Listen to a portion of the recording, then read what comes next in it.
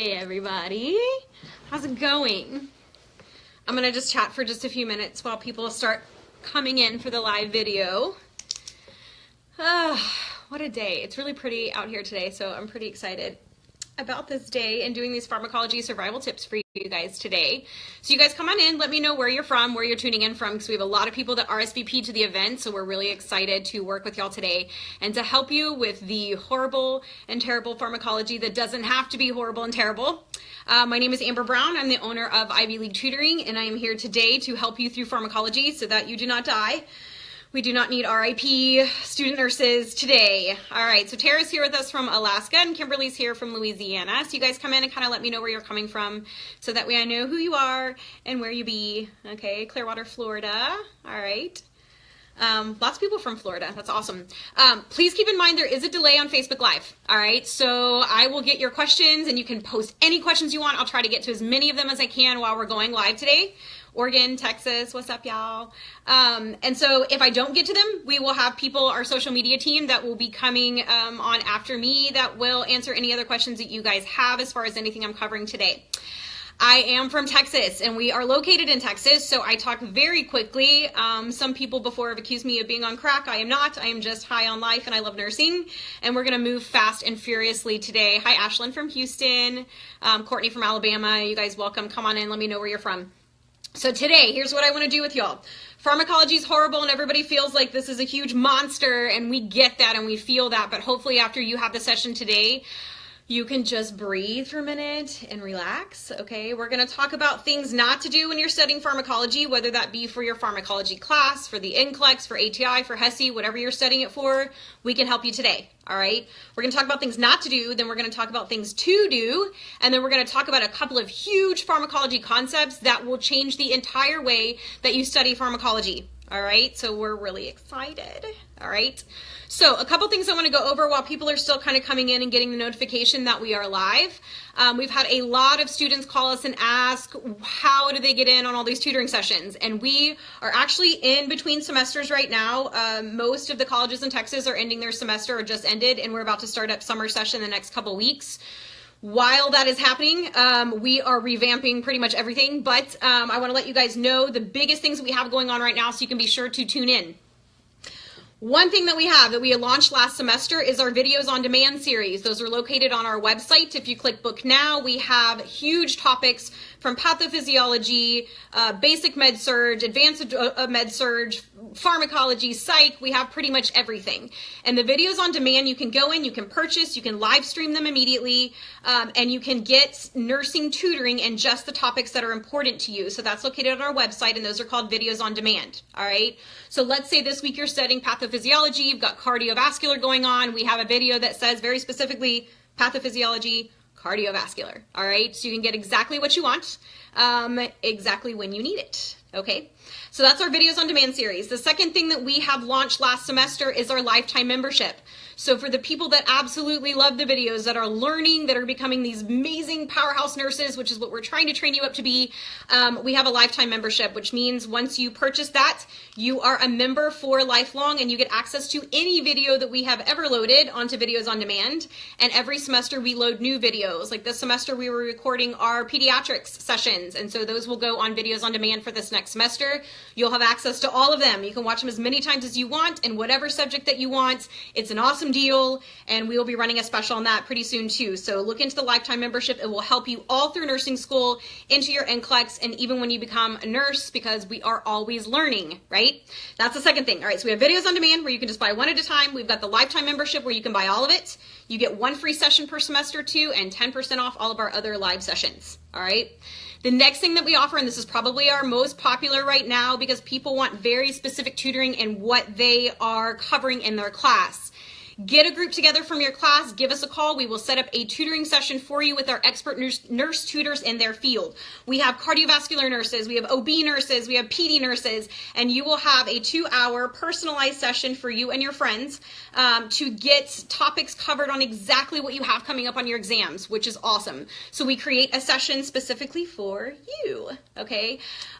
So that is our sessions on demand. You will have to call us to schedule those because we'll get you set up with an expert nurse tutor. You guys will be amazing and smart and learn all the things with us, all right?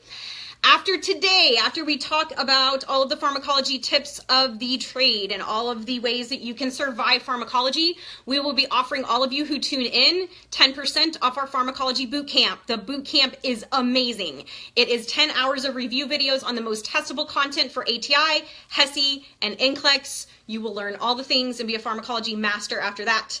The usual cost is $150, and that is a huge deal because usually our 2-hour sessions are $75 each, so we're giving a ginormous deal, and we're going to offer you guys 10% off today too if you tune in and talk with us today. So be looking for that promo code coming out in a bit. With all that said, we are going to start with all of the pharmacology things. Okay, somebody asked me if they can see this later. Absolutely. We're going to load it onto our Facebook page for a short period of time, and then we are going to put it onto our YouTube channel. If you have not checked out the YouTube channel, you need to do so. Go onto YouTube, type in Ivy League Tutoring for Nursing Students. Free videos galore. We've got DKA, fluid and electrolytes. We've got one on tuberculosis, infection control and precautions, and they're free. Did I say free? Because they are. So you can just go and live stream those whenever you want to on our YouTube channel. Subscribe to it because we will be loading new videos soon too.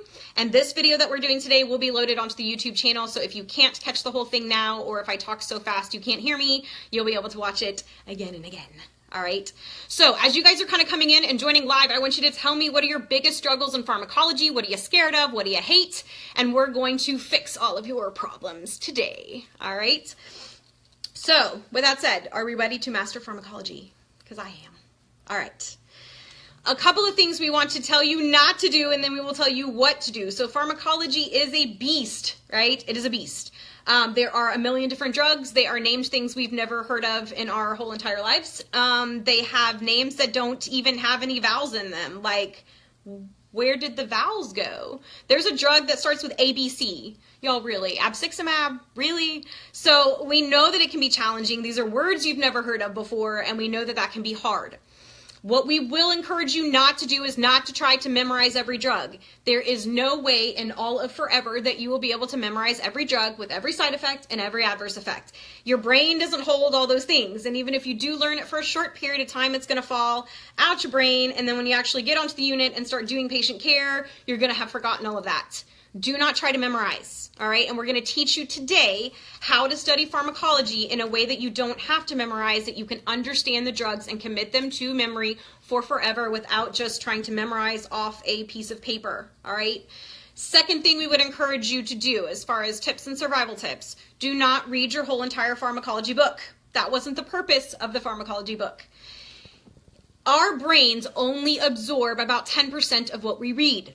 All right, reading is a very passive way of learning. It is also very boring, and I don't know about you, but I can read an entire page of pharmacology. My mind went on the beach, I'm drinking Mai Tais and enjoying my life as a successful nurse, and then I come back and I'm like, okay, I read this whole page and I have absolutely no idea what I just read, right? Because everybody's brain works the same way, in that way that we only absorb and can retain about 10% of what we read. So if your instructor gives you a 500-page assignment, you're only going to absorb about 50 pages of that.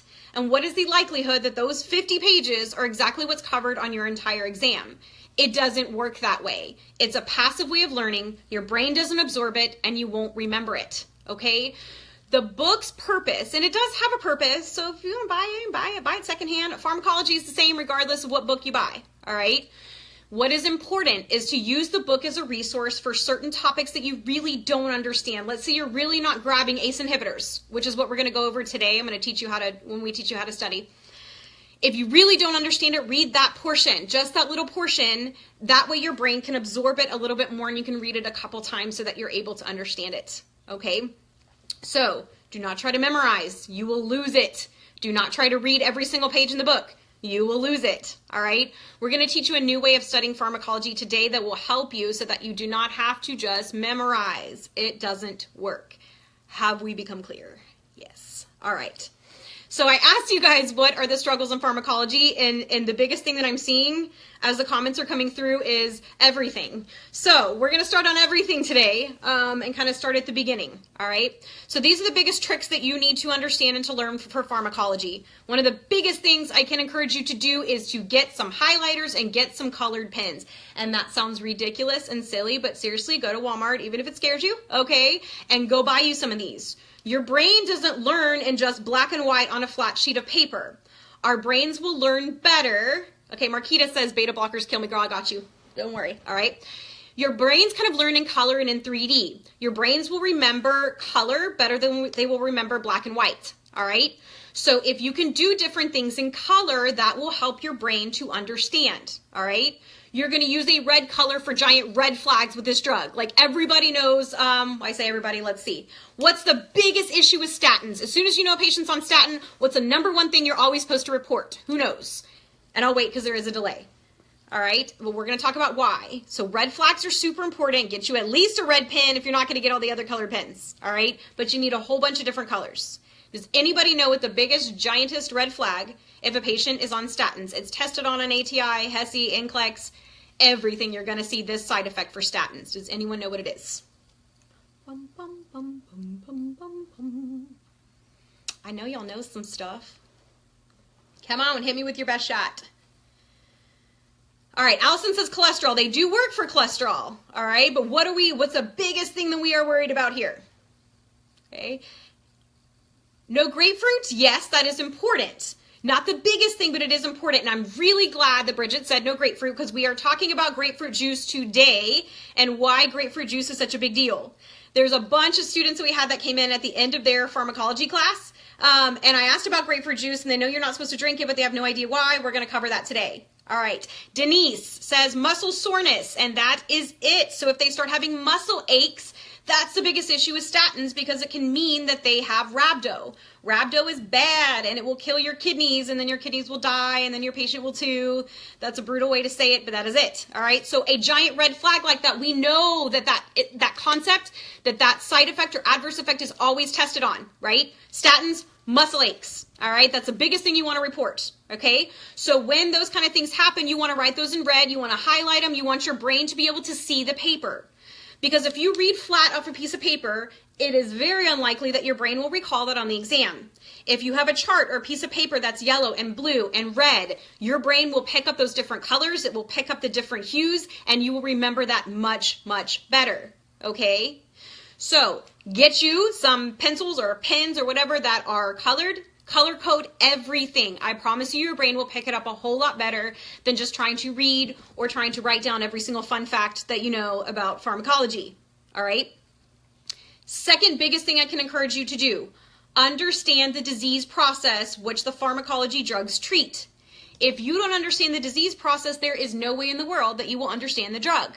Okay? Let's do a for instance, let's say Parkinson's. All right? We know our Parkinson's drugs. Use your common sense when you're studying pharmacology instead of trying to memorize. And let me tell you what I mean.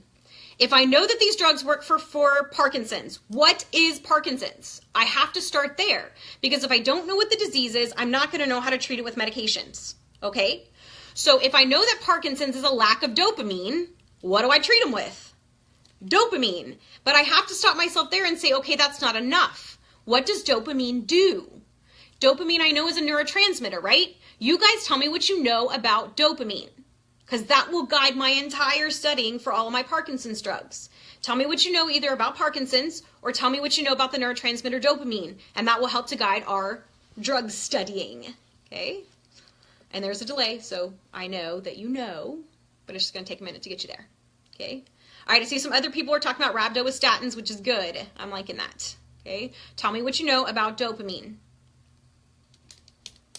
Come on, y'all. Dopamine. All right, Vicky said they can get dyskinesias, which is true. How would that happen? What does dopamine do in our body? In a healthy human being that doesn't have Parkinson's, what would dopamine do? Cassidy says carbidopa levodopa is the drug. Yes, because we are deficient in dopamine, so treat them with dopamine. But we have to go back to what dopamine does. If you don't understand what dopamine does, you are not going to understand the drugs. It is a neurotransmitter, yes. I see some people coming in saying it's a neurotransmitter. What does it do? All right, Elizabeth says it slows everything down. Kind of. Dopamine does have a lot to do with movement. All right, so dopamine does do movement. It does one other really big thing for us. When we need a dopamine hit, okay, there's Caitlin, movement and pleasure. There it is. So our dopamine in our body is our pleasure-seeking neurotransmitter, which is why we're on our phones all day long, on Facebook, on Instagram. We're looking for that dopamine hit. And that's how people get addicted to our Facebook and our Instagram, because we need that dopamine, that pleasure hit. So if I know that Parkinson's is a lack of dopamine, right, and that dopamine regulates our movement and our pleasure, then it would make sense that all the adverse effects of our Parkinson's drugs would be pleasure-seeking behaviors. Like grandpa goes out, he sleeps all day, all right? It makes you sleepy because it regulates our movement, so it's kind of decreasing that movement, which happens in Parkinson's. They get the shakes, they get the tremors, so we're decreasing that movement. When that happens, we all want to go to sleep, right? So some of the biggest adverse effects of our Parkinson's drugs are sleepiness, and then they get insomnia at nighttime. They wake up for that pleasure hit, right? Because they're getting that dopamine and they're looking for the pleasure. And so they'll go out and develop compulsive behaviors. Like they will go out and gamble at nighttime, all right? So a grandpa on a Parkinson's drug is going to sleep all day. He's going to be up all night, right? And he's going to be looking for that dopamine hits because we got dopamine, we're looking for the pleasure, and we have compulsive behaviors. If you can walk through the story that way with the drugs, it makes a lot more sense than trying to say, Parkinson's drugs, dopamine, cause nausea, vomiting. It's boring and you won't understand it and you won't grab onto it, okay? Let's do another example. Let's say our benzodiazepines, all right? What do benzodiazepines do? What's their job? They work on anxiety, right? And what is anxiety? It's where our brain is rapidly firing off and it's doing all of these things and it's just overstimulated. So then we put them on benzos, and what do benzos do? They're gonna slow us down a little bit, right? They're gonna calm down that that's happening in anxiety. You guys should know exactly what anxiety is because you experience it every day in nursing school, all right? So if anxiety is this, right, and then the benzos come and they quiet that down, then you know all the adverse effects are going to be CNS depression, sedation. It makes sense if you follow the story. It doesn't make sense if you try to memorize a list, all right? So let's go back to biggest pharmacology survival tip number 1, understand your disease process. If you do not understand the disease process, you will not understand the drug, all right? Let's do one more example, and I'm gonna let you guys tell me. Tell me what you know about digoxin, all right? What I will tell you is digoxin treats heart failure. Tell me what happens in a heart failure patient and how digoxin would come in and help. And we'll walk through this story because this one's actually kind of fun, all right? So y'all tell me what you know, what's the problem with heart failure, and how does digoxin come to the rescue and help in patients with heart failure, okay?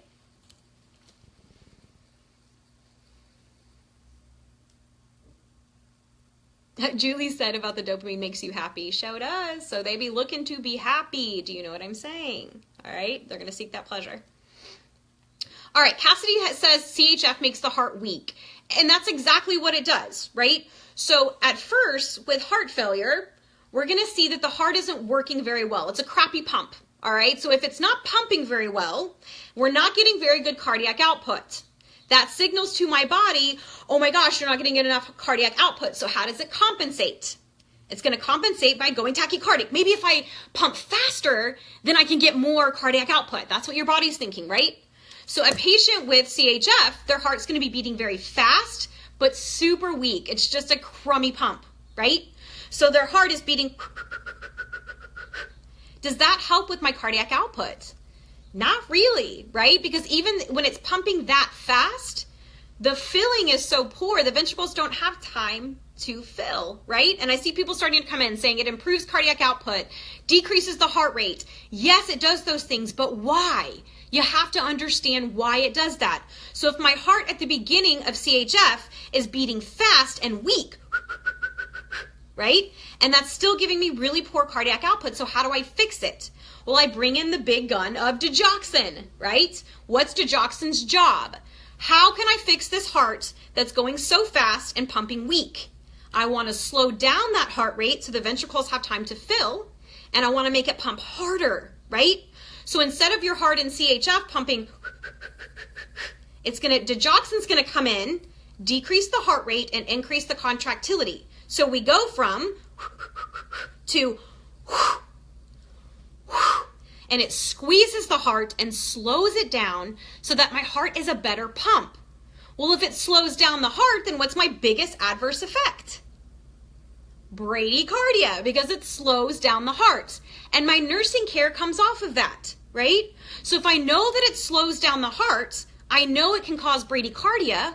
What's my nursing care? What's the biggest thing I want to do before I give a patient digoxin? All right, Melissa says it allows the heart not to work so hard. Yes, it's going to slow it down, increase that contractility, improve that cardiac output. All right, Jamie says don't give it if heart rate less than 60. Absolutely. And Cassie said pulse. You guys have it.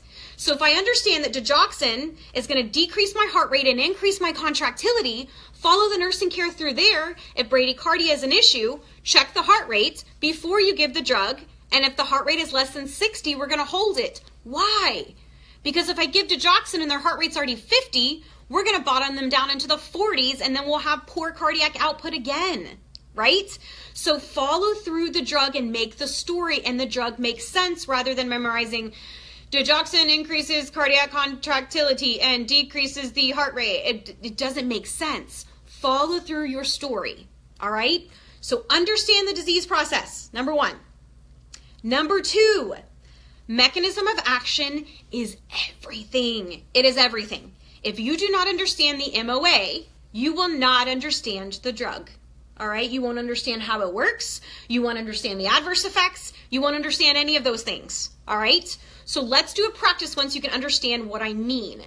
I want you guys to tell me what is the MOA for ACE inhibitors. Okay? I want you to tell me how they work, and that will help to guide our side effects, adverse effects, and nursing care. We can follow the story through, all right? Tell me what you know about ACE inhibitors. What do they end in? What do they do? How do they work? You tell me, okay? MOA is everything. I will say it 100,000 times. Start with the MOA. It will guide all the things, all right? So tell me what you know about ACE inhibitors.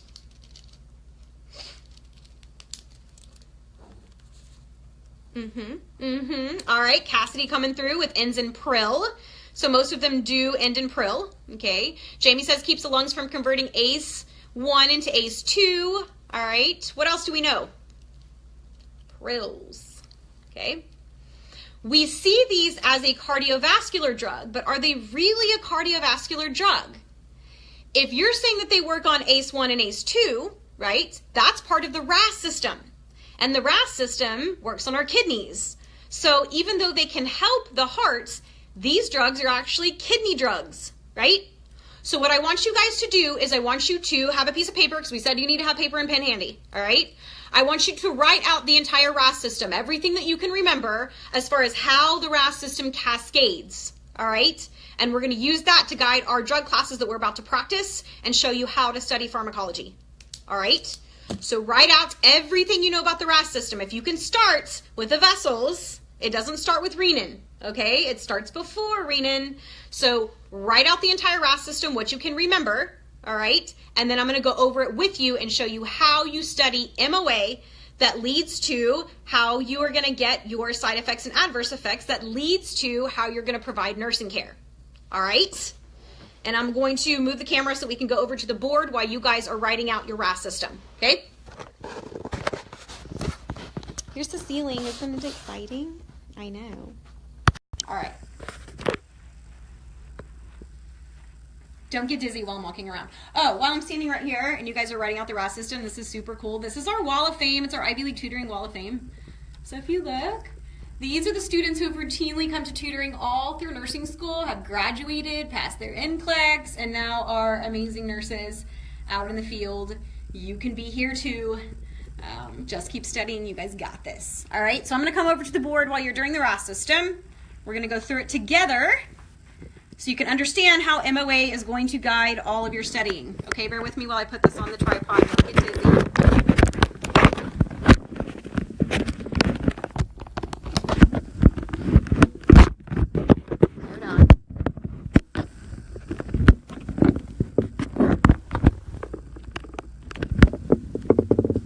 Don't know what the RAS system is, now is the best time to learn, okay? I know I'm kind of crooked. I'm in here by myself today, so I'm just trying to do my best in life. Okay, so sorry it's a little crooked, but we're going to get through it. All right, so the RAS system. R-A-A-S. What does that stand for? Y'all tell me what that stands for so we can understand kind of how this works. All right, Robert comes in with renin, angiotensin, aldosterone system. So if you do not understand what renin or angiotensin or aldosterone does, we're about to learn today, okay? The RAS system actually starts out in our vessels. The RAS system is something that manages our blood pressure, right? So it helps to regulate our blood pressure when we don't have enough fluid, all right? So this actually starts out, this is a blood vessel, all right? We have these things in the blood vessels called what? Their job is to monitor our blood pressure, okay? And tell our brains and our body whenever we are low on fluid. Does anybody know what they're called? Anybody know how the RAS system starts? Yes, Cassidy, you are rocking it today with the baroreceptors, all right? Baroreceptors exist inside our vessels. Their job is to sense blood pressure changes, all right? When that happens, our pressure goes low. So let's say you're sitting in your 4th hour of class, you're struggling through, you've eaten an entire bag of pork rinds, you just want to go home, but they're only on slide number 67 out of 482, and you know you're going to be there for a minute, all right? You didn't bring anything to drink, okay? So if you didn't bring anything to drink, you don't have a lot of fluid. Less fluid, less pressure, right? So your blood pressure is going to go down. This signals your body, whoa, we need some extra pressure, all right? When that happens, your body is going to secrete something called renin. And it starts off this whole cascade of hormones and enzymes in order to get your blood pressure back up. All right, I see some other people came with baroreceptors. Good job, you guys. Brittany and Jamie. All right, so renin then is going to convert to angiotensinogen, right? Yes? Which then goes to, and I'm going to abbreviate just for time purposes, angiotensin 1, which converts to angiotensin 2. Now you guys can check your work and see how well you did on the RAS system. This conversion right here from angiotensin 1 to angiotensin 2 happens by an enzyme called our friend ACE, which we're about to talk about over on the other side. All right? Angiotensin 2 then goes into 2 separate cascades. All right? On one side, it is going to go to the adrenals, and what does it tell the adrenals to do? It tells them to secrete something. What does it secrete? Anybody know? While you guys are answering that, I'm going to say this cascade over here goes to the pituitary and ask for secretion of this. So you guys tell me what is secreted from the adrenals, what's secreted from the pituitary that helps to regulate our blood pressure. What do you know?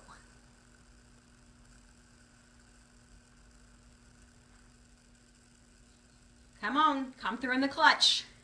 I know there's a delay, but I know you know. All right, Jamie, I hope I'm saying your name correctly. Aldosterone from the adrenals, absolutely. And if you don't understand what aldosterone does, now's the time to learn. We also have a free video on YouTube that tells you everything about fluid and electrolytes and what aldosterone does. But aldosterone's main job is to increase sodium and water, okay? Now what happens if I increase the uptake of sodium and water? That's going to raise my fluid level to here. Now what's going to happen to my blood pressure? It's going to increase, right? On the other side, we've got the pituitary, all right? What does the pituitary release? Yes, I'm seeing people come in now. Camille, Allison, Ariel with ADH. ADH stands for antidiuretic hormone. And what is its job? 2 things happen over here. One, it increases water retention. So if I increase water retention, that's going to take my blood pressure now, or my blood volume up to here because I'm holding in a bunch of water. Now my blood pressure increases further.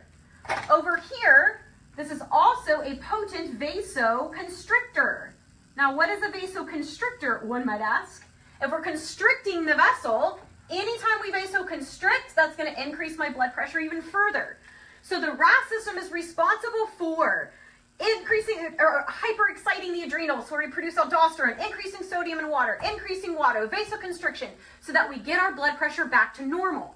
Now I have to understand the RAS system or I won't understand ACE inhibitors or ARBs, all right?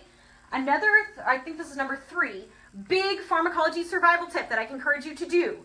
Put sister drug classes on one chart. And I'm going to show you a sample chart over here that would be awesome for you guys to use to study pharmacology. And when I say sister drug classes, what I mean is drug classes that do almost the same thing. For instance, on one chart, I would put beta blockers and calcium channel blockers.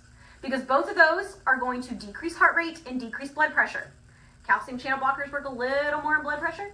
Beta blockers work a little more in heart rate, but they do almost the exact same things. Their side effects are almost the exact same. Adverse effects, almost the exact same. Nursing care, almost the exact same, because they do the same thing. So don't make pharmacology harder than it is. Loop the ones together that do almost the same thing. And that's what we're about to practice over here with ACE inhibitors and ARBs. So an ACE inhibitor, here was this enzyme that converted, right? ACE inhibitors are going to stop the RAS process here. It can't go any further. So if it can't go any further, I'm not going to be secreting ADH. I'm not going to be secreting aldosterone. Therefore, I'm not going to hold in any of my fluid. What happens to it? It all dumps out the kidneys. Therefore, now I know ACE inhibitors are going to make you pee. Well, if I know it makes you pee, what's my nursing care? What am I worried about? Biggest adverse effects. If it's making you pee a ton, it's meant to dump out fluid and treat hypertension. My adverse effect would then be hypotension, right? Increase urinary output. Now, if I think, what are my contraindications? Well, if I know that this drug is dumping a bunch of fluid on the kidneys, what kind of patients do I not want to give it to? Kidney patients, right? It makes sense. If you follow the story through and you understand MOA, it makes pharmacology studying so much easier, right? So I know it stops here, so none of this happens. So instead of holding in all the fluid, I'm dumping it out. Well, if I'm dumping out fluid, what are my biggest nursing considerations if I'm dumping bunches of fluid? Don't we have to look for, I don't know, electrolyte imbalances? Do a daily weight, which is our best indicator of fluid volume. Check our I's and O's. Make sure those electrolytes are on point. And speaking of electrolytes, let's talk about that. Does anybody know what electrolyte imbalance, what's the biggest one we look for in ACE inhibitors, and why? And it makes sense in patho if you look at it. So tell me, what is your biggest electrolyte imbalance that you're going to see and why? All right, Jamie said potassium. What happens with the potassium?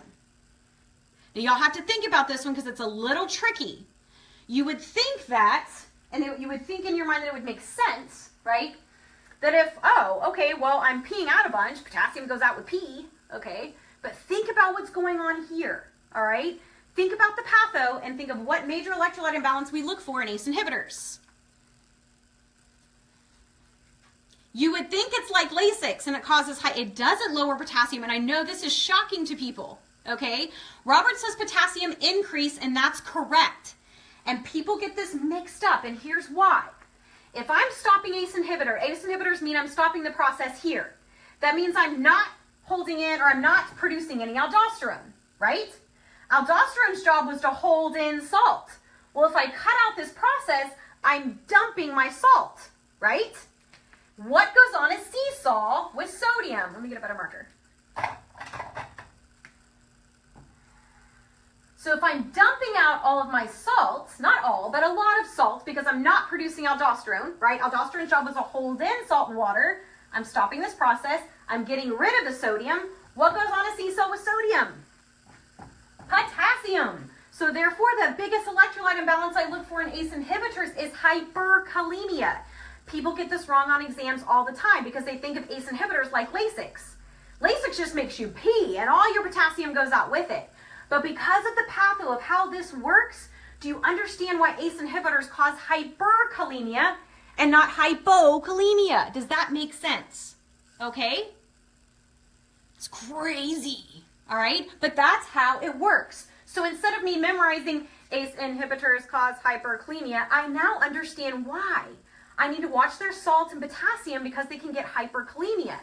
Now, one of the biggest questions they like to ask on nursing exams, NCLEX, ATI, HESI, they'll say something like, your patient has had an acute kidney injury, your patient is on lisinopril. The doctor has ordered a low sodium diet. Which of the following would you recommend for your patient? And it will say low sodium foods and salt substitutes. Sounds nice, doesn't it? But what are salt substitutes filled with? What are they basically made out of? Potassium. They're made out of potassium. Do I want a patient on ACE inhibitors to have potassium? No. So we will tell them no salt substitutes with ACE inhibitors because we're already worried about that potassium. Does that make sense? Okay? So start following the story through, all right, instead of trying to memorize the adverse effects.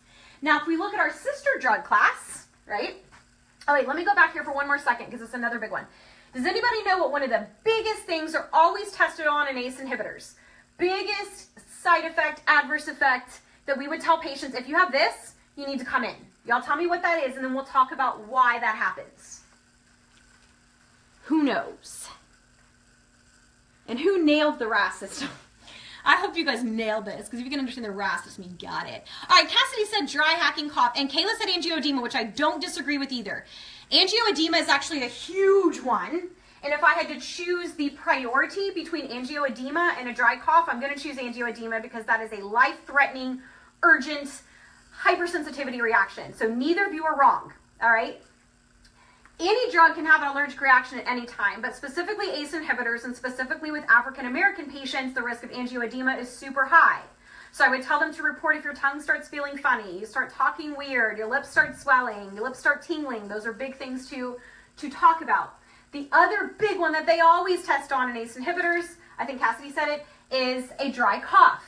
Now, how does a dry cough fit in? This is what we're talking about, kidneys and electrolytes, and how does that fit in here? And why would they get a dry cough, and why would we need to bring them in for that?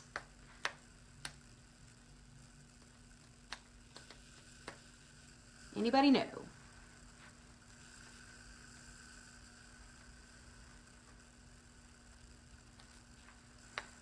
We are worried, people are saying electrolyte imbalance. We are worried about electrolyte imbalance. And if it's a hyperkalemia issue, yes, we're going to check EKG, okay? For sure. But why do they get this dry cough here? That doesn't make sense and it doesn't fit in. That's respiratory, and we're talking about renal, okay? Cassidy, very close. So this conversion of angiotensin 1 to angiotensin 2 by way of ACE happens in the lungs. So if we're stopping this, and this is actually, we can get a lung side effect of dry cough.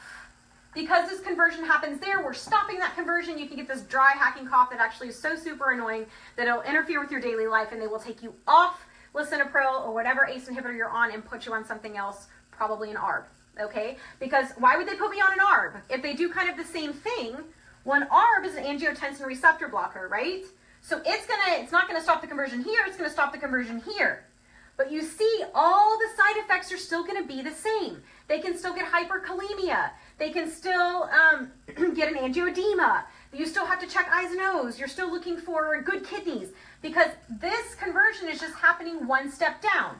Here's where ACE inhibitors happen. Here's where ARBs happen. But you see, everything else is the same. So don't make your work harder for you than it has to. Put ACE inhibitors and ARBs on the same chart. They do the same things. Do we understand?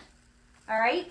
So do you understand how MOA and how patho is going to guide all of your studying, and you can understand the drugs? That way, when you get on the exam, you're able to walk yourself through the system rather than trying to say, okay, ACE inhibitors, I can't remember. Was it hypokalemia? Was it hyperkalemia? I don't know. And then your stomach starts making weird noises, everybody's looking at you, and you're sweating profusely, and everything gets awkward. So to prevent that from happening, learn this stuff, all right? So this is how you learn pharmacology, all right? So I'm going to take you over to the other side, okay? So if the phone falls on the floor, please don't panic, okay? All right, so here we go. So we have created this beautiful farm chart for you, and this is how all of our students here at Ivy League study, because it makes it so much easier, okay? So what a lot of them will do is put this in an Excel spreadsheet or put it in a Word document, okay?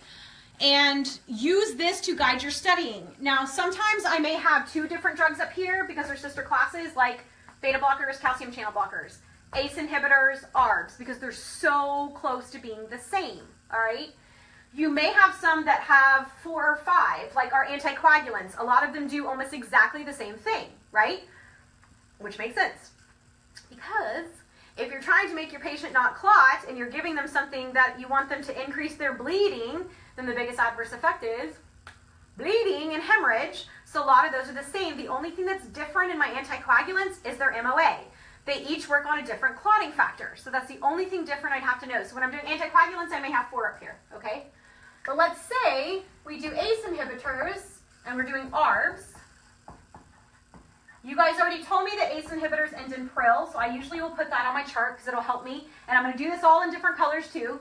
ARBs, what do ARBs typically end in? Who knows? What do ARBs end in? So I'll be able to recognize them on the exam. I'm stretching and you can see me in the board. What do ARBs end in? You guys know this. Come on, y'all. Sartan. Okay, there we go. People are coming in now. So these are going to end in sartan. All right, so now we already did the MOA for those. So what I would do if I was studying pharmacology is to write out my MOA. So I would write out my entire RAS system, how that works, blah, blah, blah, how the whole thing goes through, put a big X at the ACE because the ACE is what happens. Same exact thing happens down here, right? The only thing that's different is the conversion point is a little different, so I understand my MOA. If I know these drugs are meant to make me pee, anytime I pee out fluid, what's that going to do to my blood pressure? Decrease. So your biggest side effect is decreased blood pressure. Then you want to equate that to a nursing care, all right? So if I know that this decreases my blood pressure, what am I going to want to do before I give the drug? Check their blood pressure. This is not hard. You see how easy it is when you know how to study, okay? What am I going to tell the patient to do when I know it decreases blood pressure significantly? What's one of the biggest teaching things you can teach your patient if we know that a drug decreases blood pressure? Come on. Work with me, people. What do you teach them? And it's always on exam, so you need to know.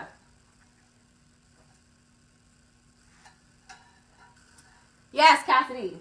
You're going to tell them to change position slowly, right? Because we don't want them to fall down, okay? We don't want them to get dizzy. Change positions slowly, especially until you know how the drug works on you, okay? Does this make sense? This is so easy. If I know that this decreases blood pressure, I know I got to check the blood pressure. I know it makes me pee, so I don't know. Let's check some urine output, shall we? Let's do some eyes and O's. Best indicator of fluid volume. How am I going to know this is working? I don't know. Let's do a daily weight. Doesn't it make sense now? Okay.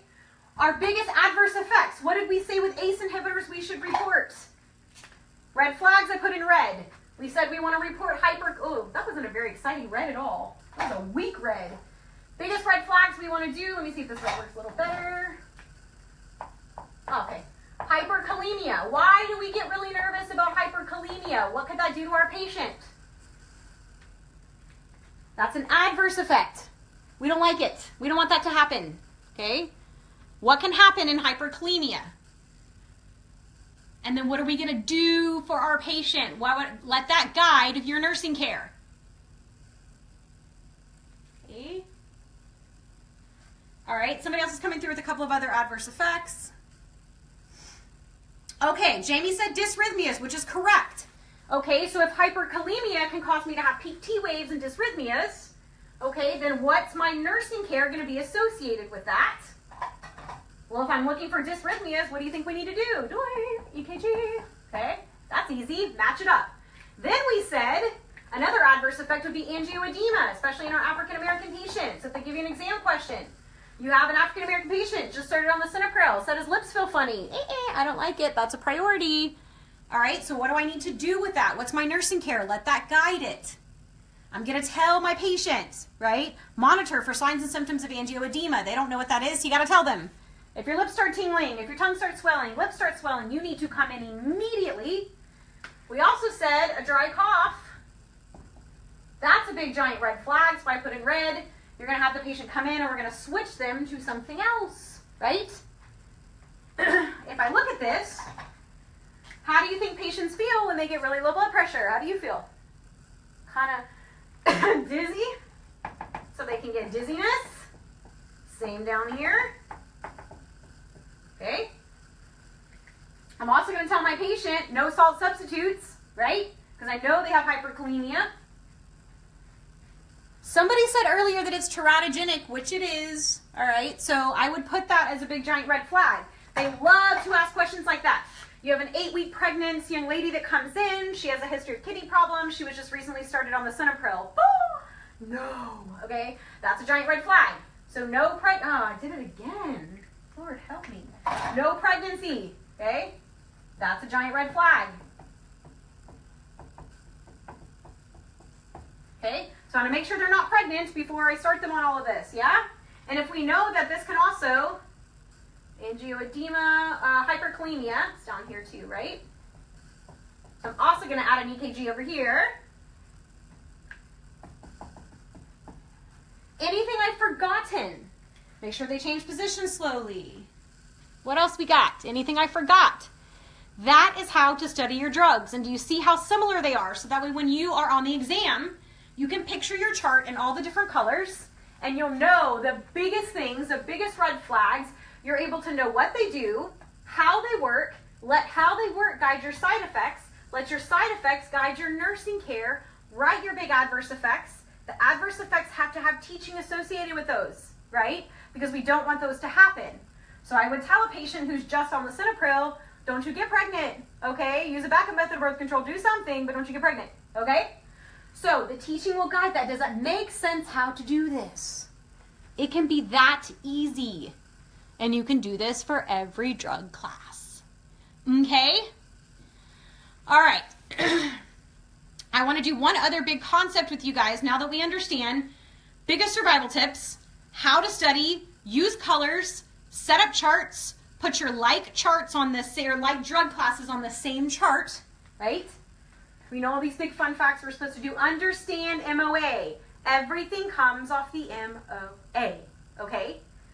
Now I'm going to erase this.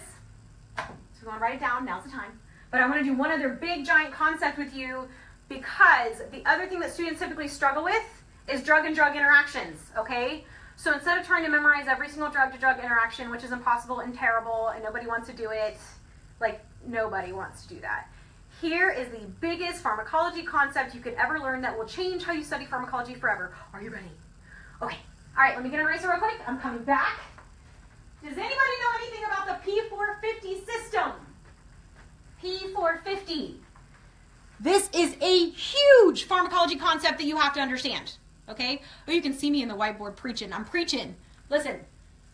All right, I'm going to erase this. If you can understand the P450 system, you will never have to memorize. Oh, these red flags were like real red flags.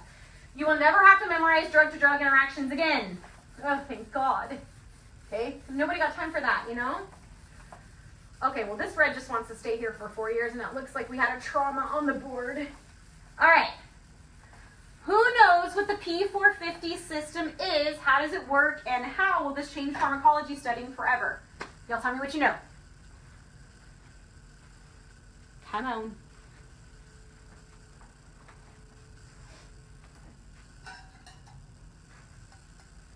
P450. Anybody? Help me. P450. This is sort of a big deal. All right. I'm going to wait one more minute because I think that maybe somebody knows something. This is also the basis of our grapefruit juice issue. Okay? Cassidy said never heard of it and I feel let down. Y'all, this is the basis of all pharmacology. Had you been taught this on day one, your life would be very different than it was today. Are y'all ready then? If nobody knows, we're about to learn it today. All right. P450 is a system that exists in the liver. We know the liver's main job, well, the liver does 13 things, to be honest. 13 things. But one of its biggest jobs is metabolism of drugs. All right? The P450 system is one of the metabolism systems of the liver. All right?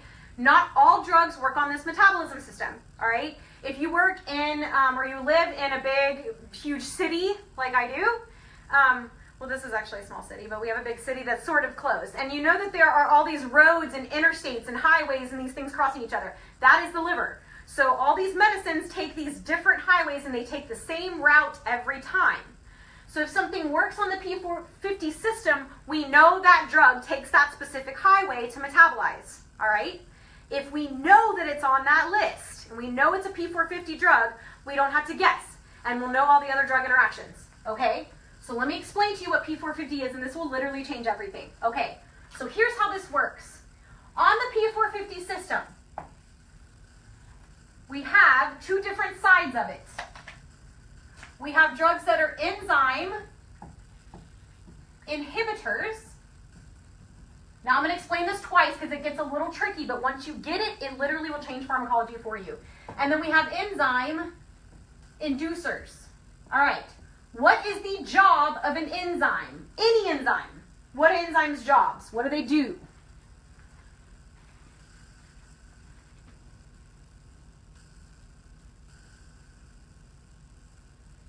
What do? Enzyme's job is to break stuff down. I don't care what the enzyme is. It's to break stuff down. So you're going to have to follow me through with this. And if you think about different drugs that are on pretty much any drug-to-drug interaction list, okay, I pulled some of the most common ones that we see. Enzyme inhibitors, the most common are statins, which we already talked about earlier today.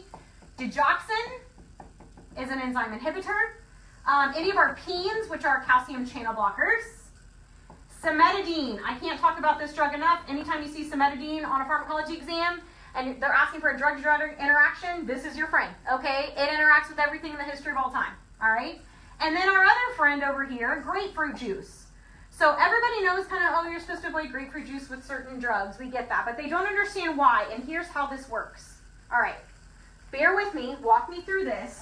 Turn on your brains hardcore because I need them for a minute, all right? These drugs, any drugs that work on the P450 system are super selfish, all right? They will protect themselves at all costs, and they only hurt other drugs that are in your system at the time, all right? They love themselves. They hurt other people. We've all dated somebody like that, right? Okay, so if a drug is on the enzyme inhibitor list, these drugs are not affected at all. Their levels will be normal. It's any other drug that the patient is also on that's going to be affected. So let me show you what I mean by this.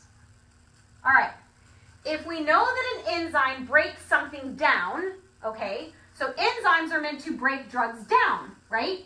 So the enzyme's attached to whatever other drug that they're on, and for fun's sake, we're going to say this drug over here is Coumadin, okay? Everybody knows what Coumadin does. It's a blood thinner, makes you bleed. That's its job, all right? So enzyme's job is to break down this drug. If there is a drug that is on the enzyme inhibitor list, let's say a patient's taking a statin, they're also taking Coumadin, okay? This drug, the statin, is an enzyme inhibitor, so it is inhibiting the enzyme from breaking this down, which leaves all this Coumadin in your bloodstream. So what's going to happen to your patient? They are going to bleed, right? Because it left too much Coumadin in the system because it didn't break it down. It inhibited the enzyme that normally would break it down. Does that make sense? Are you with me? Yes? No? Okay. I'm going to recap just so we can make sure we understand. If a drug is on the P450 system, and all the ones in brown that I've written so far are on the P450, statins, digoxin, PENs, cimetidine, grapefruit juice, they don't do anything to themselves. They always hurt the other drug that's in the system. So if I have a patient that's on a statin plus Coumadin, you've got all these Coumadin molecules floating around in the blood doing their anticoagulant job, but this drug is an enzyme inhibitor, therefore it's inhibiting the enzyme from breaking it down, leaving more Coumadin in the body than would normally be expected. Therefore, you would look for bleeding in your patient. That's why you will see, they say if a patient's on a statin, what would it interact with? Or what would you expect to see in your patient if they're on Coumadin? That's more commonly the kind of questions you're going to get. So if I know a patient's on a statin, plus they're on Coumadin, I need to monitor this patient extensively for bleeding, ecchymosis, petechiae, purpura, blood in the urine, blood in the stool. I'm going to do an occult blood. Do you see what I mean? That's an enzyme inhibitor, okay? Let's talk about some enzyme inducers. And now that you know what inhibitors do, you can kind of anticipate what's going to happen over here, right? Some of the most common ones you will see. Dexamethasone. What is that? Phenobarb. Carbamazepine. Any of these sounding familiar? This drug ends in peen, but it is not a calcium channel blocker. It's a seizure drug, which is why it's not on the other side. St. John's wort. Rifampin. Aspirin. It's kind of getting scary now because everybody on these drugs, right? Phenytoin. If you notice a trend here, seizure drug, seizure drug, seizure drug. All right? Keep that in mind as we're about to go through this, okay? All right, so I know that this is an enzyme inducer. So let's take carbamazepine, for example. We know that's an anti-seizure drug, all right? So I have all these molecules in here of carbamazepine doing their anti-seizure job, all right? If this is an enzyme inducer, let's say the patient's taking dexamethasone plus carbamazepine. Uh-oh, now what? the dexamethasone, okay, and it doesn't have to be on this list, it could be anything, all right? Dexamethasone is going to affect the other drug. Let's say it's carbamazepine, all right? So if that's the case, it's an enzyme inducer, meaning it's going to form many more enzymes than normally would be produced. Therefore, what would I see in my patient? If all of the enzymes are coming out and breaking all this down, it's going to produce seizures. So what am I going to watch my patient for? Seizure activity. Does that make sense? All right, so somebody asked, how do you know if the drug's in the P450 system? There are lists on the internet everywhere, and I put the most common ones up here. But if you just type in P450 system drugs, or you can type in enzyme inhibitors versus enzyme inducers, it'll give you an entire list. If you notice, almost every single one of these drugs we see in drug-to-drug interactions in almost every single drug we study in pharmacology. Rifampin interacts with everything. Okay, phenobarb interacts with everything. Digoxin interacts with everything. And this is why, all right? So let's say that you have a patient, I'm going to erase this.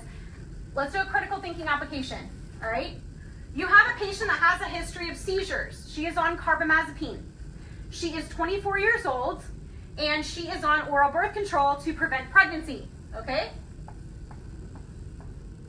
What are you going to teach, or what are you going to look for in your patient that is on carbamazepine plus is taking oral birth control?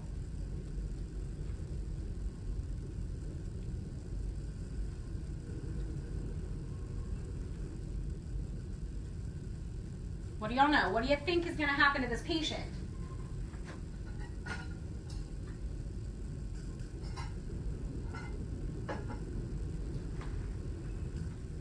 What are you looking for? What are you going to teach? They're taking carbamazepine with oral birth control. Michelle nailed it. Use a secondary birth control method. Because what's going to happen, remember, these drugs never work on themselves. So the carbamazepine will work beautifully to prevent her seizures, okay? But if I'm taking oral birth control, it is an enzyme inducer, meaning it's going to take all these enzymes out, break down that birth control. Will that birth control be effective? No, therefore she's going to get pregnant. And we know if she gets pregnant, almost all of the seizure drugs are teratogenic, all right? So you will see as you study seizures, almost all of them will say use a backup method of birth control, and now you understand why. This P450 system will guide almost every drug-to-drug interaction that you have, all right? So if you can memorize this very basic list, one of the only times I'll tell you to actually memorize something, but this has such huge implications. So instead of having to memorize drug-to-drug interactions for every single drug in pharmacology, you just need to understand this system, okay? That's why whenever patients take calcium channel blockers, we tell them do not take grapefruit juice, right? Because they both work on the P450 system, and we're going to be all kinds of jacked up, okay? We don't want jacked up patients, we want happy patients, all right? Any questions on the P450 system and how it works? Know your drugs on the inhibitor list and the inducer list, because you need to understand the nursing care that guides that and what you would be looking for in your patient, okay? So this is huge for drug-to-drug interactions. No more memorizing lists, okay? All right, so let's kind of recap what we've covered today. All right, what we talked about so far. Ditch the book unless you're using it just for certain topics. Do not read 500 pages at a time. Get pens that have all different kinds of colors and write in all different kinds of colors. Your brain will remember it better, right? What else did we say? Oh, okay, study in sister groups, right? Groups that are like each other so that you don't make your work harder for you. Understand MOA. Everything comes from the MOA. Let the MOA tell the whole story. The MOA guides you to the side effects, which guides you to the adverse effects, which guides you to your nursing care. Follow that through, okay? Use these charts, not this one, the other one. Use the charts. They will help you to be able to have your brain imprint that chart, and you'll remember that a whole lot better than writing out pages and pages and pages of notes, okay? Understand MOA. Did I say it enough? Did I get it? Okay. Charts, colored pencils, colored pens, whatever it is that you need. Understand P450 for drug-to-drug interactions, okay? Any questions you guys have for me before we leave today? I hope it was helpful. I hope that you guys understand a little bit better how to study pharmacology, okay?